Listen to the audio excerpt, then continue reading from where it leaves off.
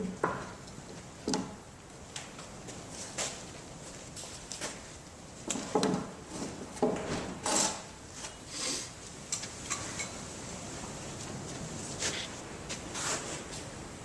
is a very dull saw, and it's a straight blade for construction work. This one is curved for pruning.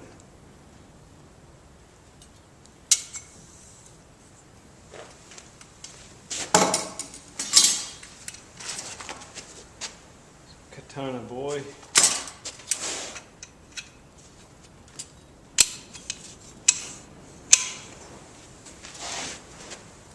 Big saw.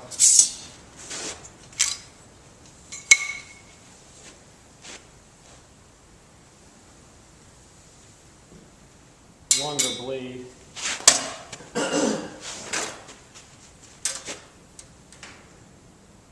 As long as a standard 20-inch blade. This is a pull saw, cuts on the pull stroke. This is a push saw with pull saw teeth.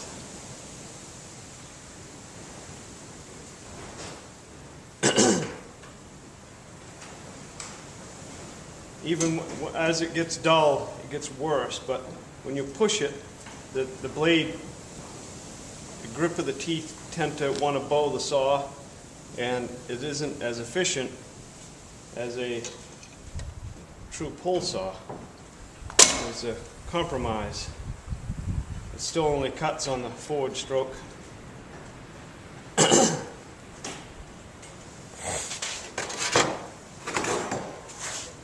This is a docking saw. It's with standard American teeth. It's got a belly in it. It's crowned. It's the opposite of this.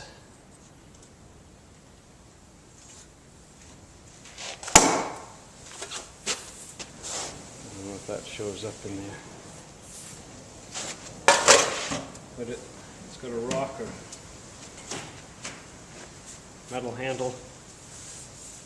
It's a Simmons docking saw for docking the ends of timber.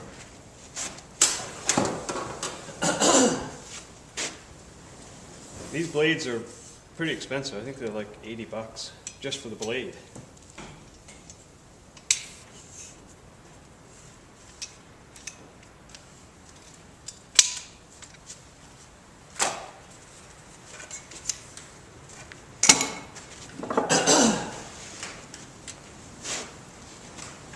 What we were going to do is try to use this as a saw.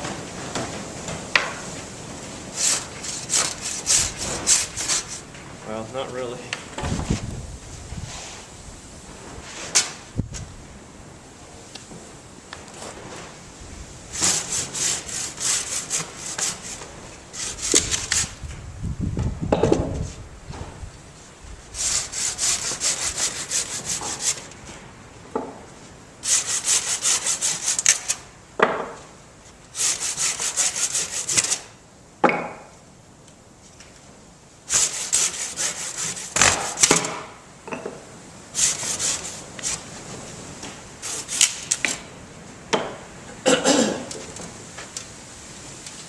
This came off one of the old Stanley Shock saws. It's 2011. And so it's dull. It's been used quite a bit.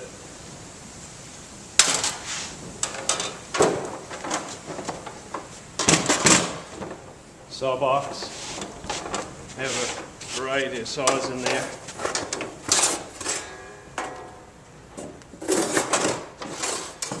I go through quite a few of those. They all get dated. The duller ones get used for scrap. There's debris, nails, or near concrete.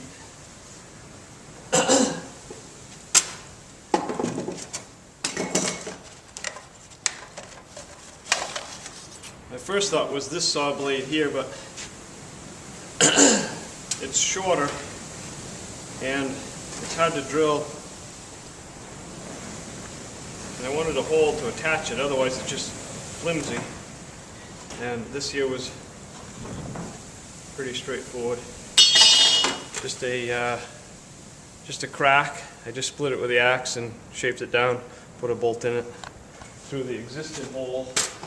They have this big hole in here for hanging on a nail, so that's where you hang it on a nail, which is really stupid because if you hold your hand to do a cut, your finger gets caught in that hole.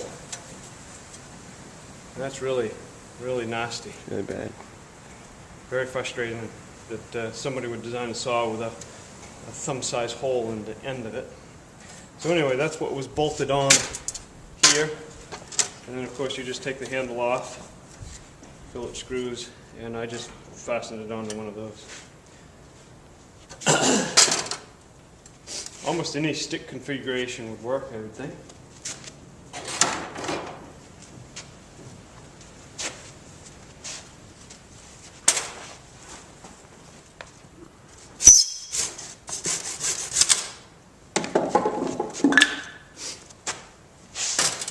What gets me with these things is that you always have to have something to rest it on to saw efficiently. You gotta hold, I always hold it like that. You gotta hold it, and you're only using one arm.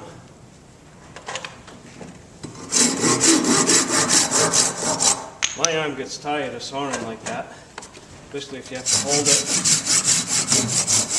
Not bad, works good, but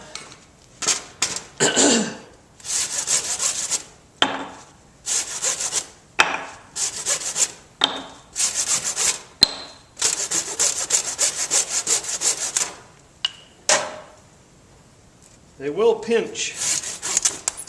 It pinches at times on this back cut because you're pushing pressure on it. So sometimes you've got to force it apart to finish that cut.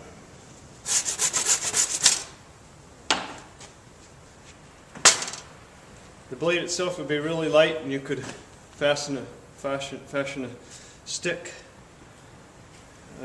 anywhere you are.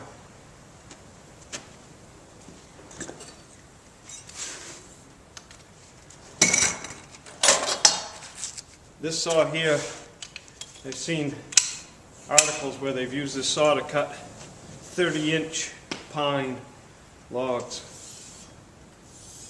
So just because the blade's only 18 inches,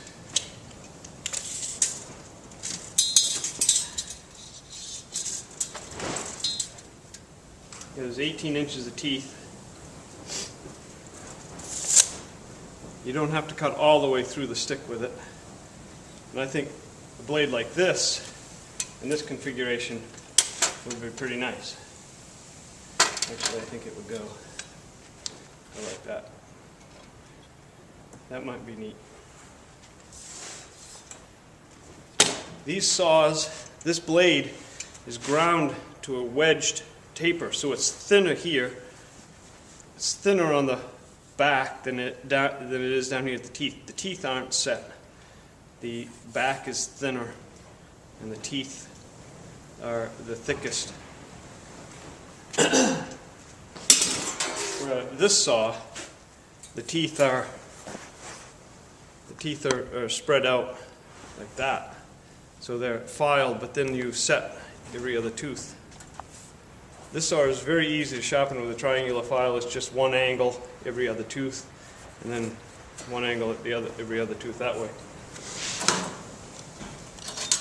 These saws have three angles. There's another little angle on the tip of the tooth that files off this way, and then you use a feather file to sharpen the sides of the teeth. But these are hardened teeth. Can't drill it very easily, and it's almost impossible to sharpen with a feather file. You can send them back and they can tune them up, but I think there.